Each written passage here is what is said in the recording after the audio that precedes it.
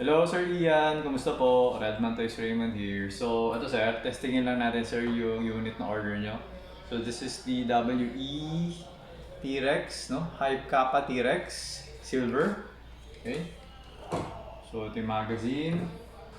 So, ito yung optics. Yung mount para sa optics, no? Tapos actually itong mga dumating na to, bagong batch. Bagong batch na T-Rex. Kakarating lang nung last week. Okay? So, yun. Ngayon, yung pinabitan na natin ng buffer. Okay? Ayan nilagyan natin isang buffer dyan. Para kahit pa paano, yung shock niya medyo mabawasan ng konti. Okay?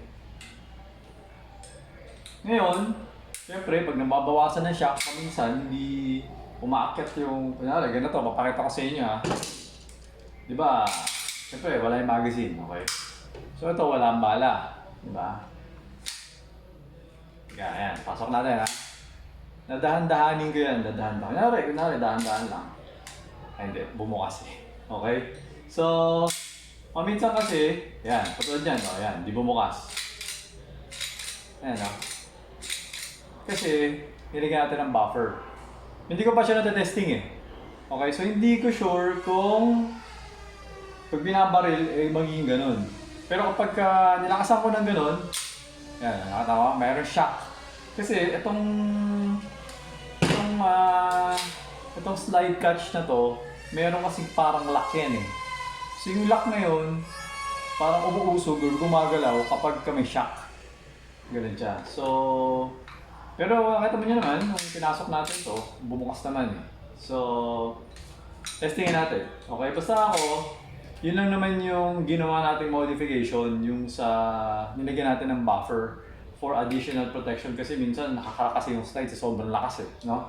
Pero ito kasi mga bagong batch to eh. So hindi ko sure kung same siya dun sa previous batch. Kasi minsan may slight changes eh.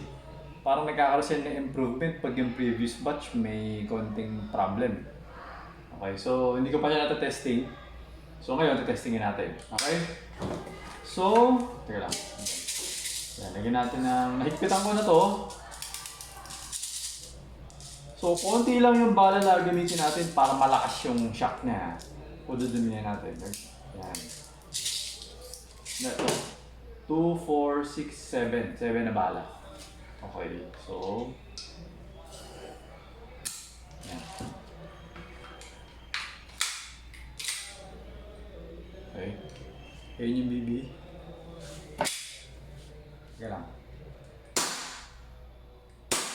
Medyo malakas pa rin naman.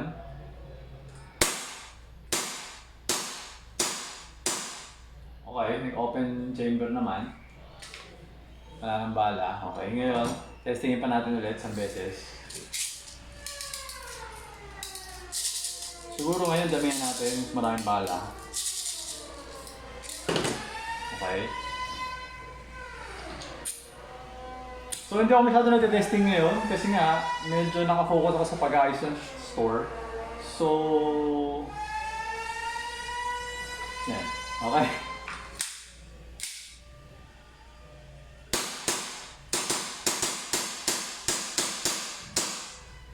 Okay. Bala. Open chamber. Okay? So, ano siya eh, kapag nilagyan mo kasi ng, kung ma-explain. So, kunyari, ito may papakita lang ako sa inyo para magka-idea kayo, no? So, kung kunyari, di ba hinila ko yung slide, sagad, yan. Ito, konti lang yung parang allowance niya dyan. Kumbaga, konti kasi nilagyan natin ng buffer eh. No? So, if ever na in the future, which there is a possibility, okay? Kasi nga, lalo na pag medyo malamig na yung magazine, pag bumabaril ka kasi, humihina yung blowback. Humihina na. So, yung blowback, minsan hindi na siya umaabot hanggang dulo. Ito kasi umaabot hanggang dulo. Minsan, mamaya, pag sobrang hina na, hanggang dito lang siya. So, hindi na siya mag-open chamber, if ever lang. Kasi nga, naging alanganin. Okay? Parang kinakapos. Pwede mo nang tanggalin yung buffer. yung goma. So ngayon, paano tatanggalin yung buffer? Madali lang, alisin mo lang itong slide, no? Tapos, ito, yung buffer na nandyan. So, bababa mo lang to. Isa sa taas, bababa mo yan. Tapos, ganyan. Ipitin mo lang yan. Tapos, alisin mo na itong buffer na to. Yan, yung goma. Teka. So, ito, alisin mo to. Para ibabalik mo yun. Yun yung original. Ito lang kasi in-additional natin dyan. Okay? So, ayan. So, ngayon, ganun lang. Babalik natin.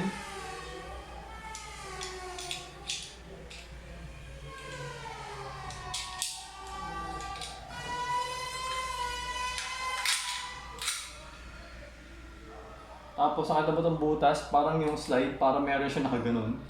So, yun yung tatapat mo dito kasi yung ulo, yan, para may pin, para pumasok yun doon. Yan.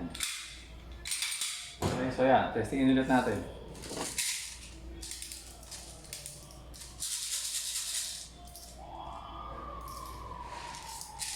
Okay.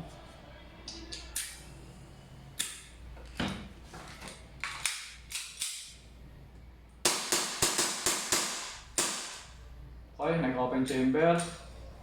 Ayan, bala. Okay? So actually, in a way, medyo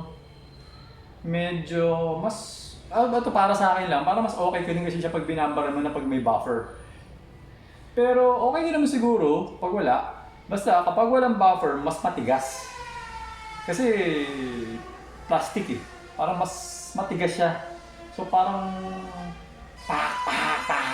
parang ganun. So pag may buffer, kasi may goma, so parang may shock absorber ng konti. So parang medyo parang ganun. So mahirap i-explain actually. So kung gusto mo, tanggalin mo yung buffer, iputok mo siya, tapos, hindi. Papadala ko sa'yo ito, may buffer, di ba? So iputok mo muna, tapos tanggalin mo yung buffer, isiputok mo, tingnan mo kung ano yung mas gusto mo. Ganun lang yun. Okay? So ayan sir, okay na itong unit mo. Ipapako na siya. Ay hindi, teka, papako na ba? Oo nga pa pala, may balance ka pa pala, no? So, ano ba? Yun, nalagay ko lang dito. And then, antayin ko lang yung balance nyo. Then, ipapako na siya para mapadala ko na siya sa inyo. Ayun, yung kalayog niya. Okay? So, ayun. Okay, sir? So, ayun, sir. Thank you for your order. Until next transaction, always remember to stay safe, stay great, be good, and be thankful always. God bless po, sir. Bye-bye.